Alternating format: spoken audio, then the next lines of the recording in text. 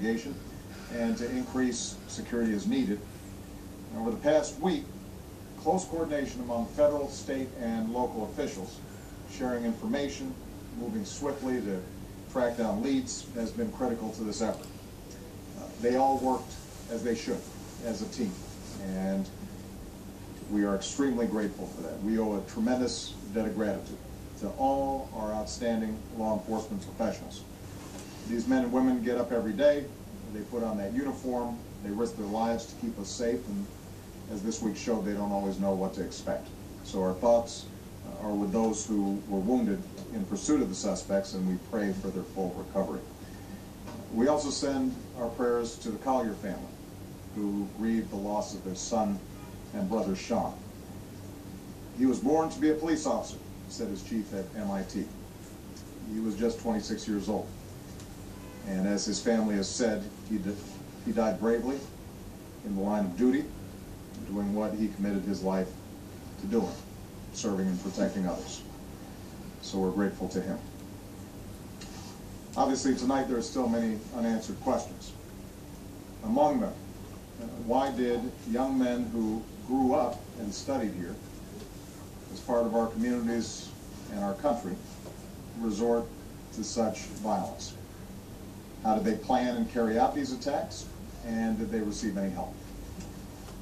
The families of those killed so senselessly deserve answers. The wounded, some of whom now have to learn how to stand and walk and live again, deserve answers.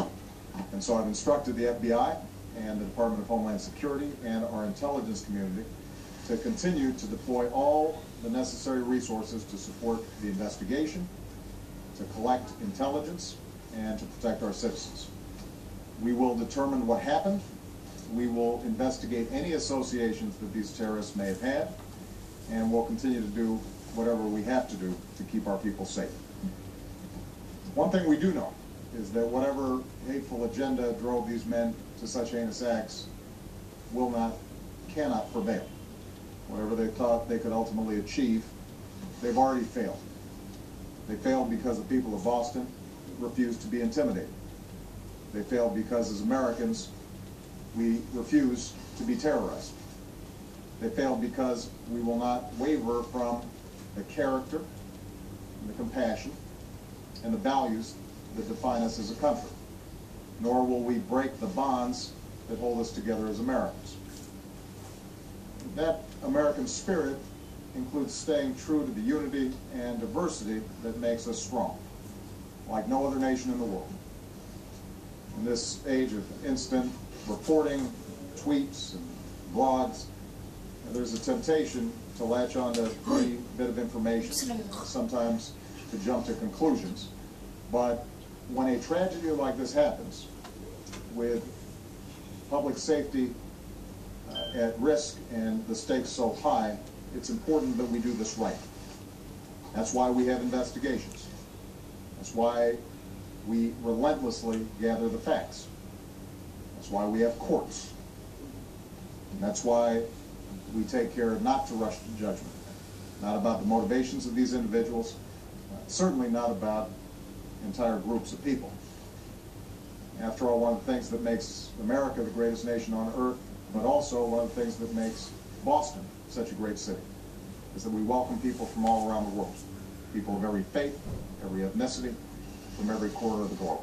So as we continue to learn more about why and how this tragedy happened, let's make sure that we sustain that spirit. Tonight we think of all the wounded still struggling to recover. Certainly we think of Crystal Campbell. We think of Ling Soo Lu. We think of little Martin Richard. Their lives reflected all the diversity and beauty of our country, and they were sharing a great American experience together. Finally, let me say that even as so much attention has been focused on the tragic events in Boston, understandably, we've also seen a tight-knit community in Texas devastated by a terrible explosion. And I want them to know that they are not forgotten. Our thoughts, our prayers are with the people of West Texas, where so many good people lost their lives. Some lost their homes. Many are injured. Many are still missing. I've talked to Governor Perry and Mayor Muska, and I've pledged that the people of West will have the resources that they need to recover and rebuild. And I want everybody in Texas to know that we will follow through with those commitments. All in all, this has been a tough week, but we've seen the character of our country once more. And as president, I'm confident that we have the courage and the resilience and the spirit to overcome these challenges and to go forward as one nation under God, indivisible, with liberty and justice for all. Thank you very much, everybody.